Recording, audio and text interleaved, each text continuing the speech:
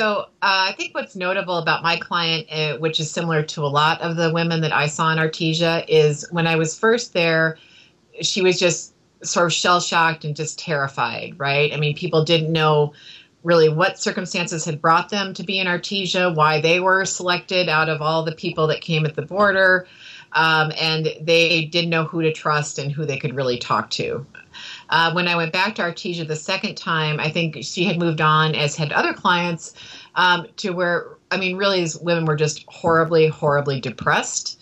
My client's children are 7 and 9, a son and a daughter.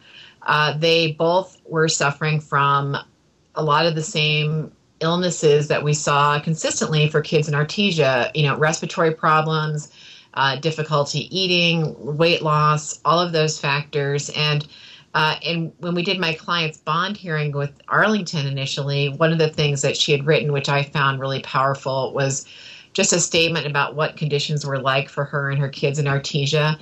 And she led it with, I feel so impotent here. If my child was sick at home in El Salvador, I would be able to get them medicine. And here I ask for medicine and they tell me that my child doesn't need it. And so my child stays sick and I don't have a way to help her. Of course, they're just tremendously relieved to be out of custody. They're living with a very close friend of hers who has been great. She's struggling with just some of the paperwork demands and just some of the documentation needs of being in the U.S. Currently, this is more minutia than is necessary, but it's very difficult to get the appointment that you need with CIS in order to start your process to get the documents that you need in order to be able to work and so forth. And so she's still struggling to get a photo ID, which has not been a pleasant experience for her. So we're trying to help her with that, again, from a distance, because now she's living in New York. The kids are in school. They are learning English, but, a little frustrated by the language barrier, but they're making definite progress. Also, the school the kids attend has Saturday classes for English language learning parents.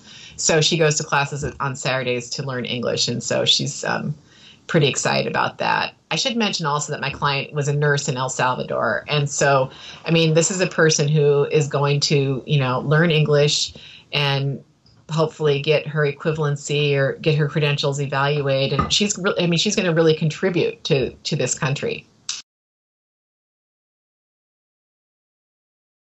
The thought of children in detention for Christmas is just, it really physically turns my stomach. It's just something kids shouldn't even have to think about, right? It would be the idea of spending a Christmas in custody and not being able to have your freedom of movement, not being able, for many of these children, their fathers and other close family members are around the U.S. waiting to receive them into their homes, and they're not able to be with them for the holidays.